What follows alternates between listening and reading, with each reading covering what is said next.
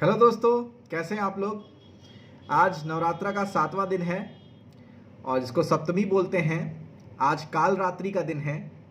तो हमने बात की थी शैलपुत्री, ब्रह्मचारिणी, चंद्रघंटा, कुष्मांडा, स्कंद माता, कात्यायनी और अब काल रात्रि। तो काल रात्रि के बारे में बताने से पहले मैं इनका श्लोक पढ़ देता हूँ।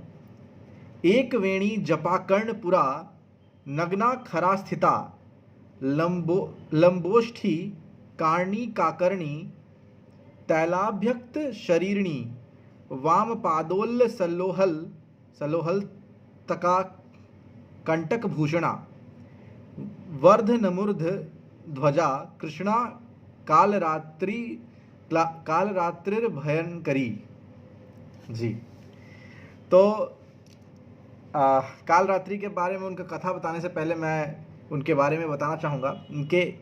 इनका जो रंग होता है वो बहुत ही ज़्यादा एक्चुअली अंधकार के जितना काला होता है। बहुत भयंकर स्वरूप होता है इनका। इनका वाहन गधा है। इनके 3 नेत्र हैं जो कि संसार की तरह गोल होते हैं। इनके एक हाथ में लोहे का कांटा होता है और दूसरे हाथ में खड्ग होता है। इनका आशीष शुभों का कर्ता और कारक है।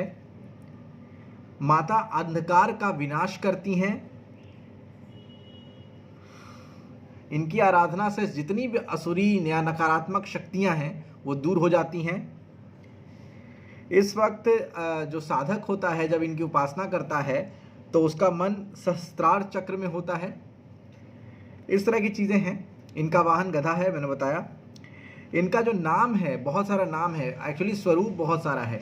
काल रात्रि को Kali, Mahakali, Bhadrakali, Chamunda, Chandi, Bhairavi, to an extent अब जो छिन्नमस्तिका मंदिर है, छिन्नमस्तिका के रूप में भी इनसे ही वो इनका फॉर्मेशन है।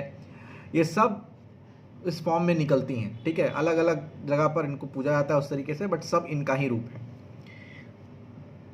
तो ये बेसिकली काल रात्रि के बारे में बताया मैंने। अब इनका कहानी मैं आपको थोड़ा सा बता देता हूँ। एक्चुअली एक बहुत जब भीषण युद्ध होता था ना, तो अलग अलग असुर निकलते थे। कल महिषासुर के बारे में बताए थे हम लोग।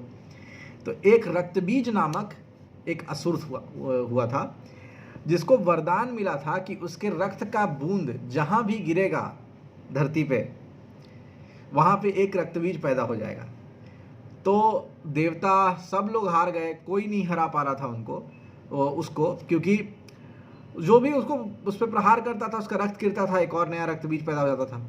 तो रक्त बीज को कौन हराए, समझ में नहीं आया। तो जब आदिशक्ति का जब कहानी ये आया, जब पार्वती के रूप में फॉर्मेशन पूरा हो गया और सब चीज़ हो गया था, तो उस टाइम पे जब ये पहली बार, एक्चुअली देखिए, पहली बार जब ये काली का रूप लेती हैं ना, काल रात्रि का रूप लेती हैं, जिनको महाकाली भी बोलते हैं हम लोग, तो उस वक्त जो पहली बार इन्होंने रूप लिया था, और कहा यह जाता है कि उस टाइम पे माँ इतनी गुस्से में होती हैं, इतनी ज़्यादा गुस्सैल हो जाती हैं कि कुछ नहीं दिखता इनको। तो वो जिस चीज़ के लिए वो उस रूप में आई हैं उसका पहले तो दमन करती हैं। तो रक्त बीज का इन्होंने दमन किया था, इसीलिए कि वो एक हाथ में उनका जो कांटा था और खड्ग था, तो उसमें उसको मारती थी और उससे वो उनका खून उसमें वो रोक लेती थी, जिससे वो खून नीचे गिरे नहीं, जिससे नया रक्तबीज पैदा ना हो। तो इस तरह से जितने भी रक्तबीज थे वहाँ पर, उन सबको उन्होंने मार दिया और सबका जो सर था उसको काट कर उसका माला पहन ली थी। इसलिए आप जहाँ भी फोटो देखेंगे तो वो माला पहनती हैं खोपड़ी का बेसिकली। ठीक है, तो ये कहानी है और इसे ऐसे बहुत सारी विस्तृत और भी कहानियाँ मिल जाएंगी। तो ये मैंने बता दिया।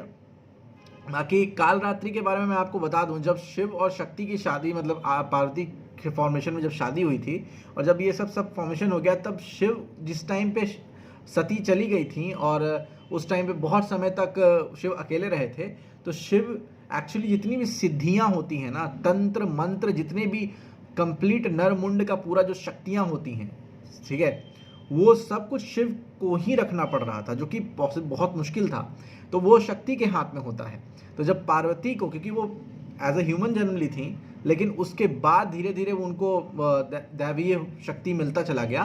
तो जब उनको वो अपना पावर जब देते हैं तो उस पावर लेने में भी बहुत मुश्किलात होती हैं। पहले तो खुद पार्वती खुद भयभीत हो जाती हैं कि कैसे मिलेगा मुझे, क्योंकि बहुत बहुत घोर तपस्या और बहुत मुश्किल से वो मिलता है, वो पूरा का पूरा जो सिद्धि हो है और पूरा का पूरा जो तंत्र विद्या है वो सब कुछ।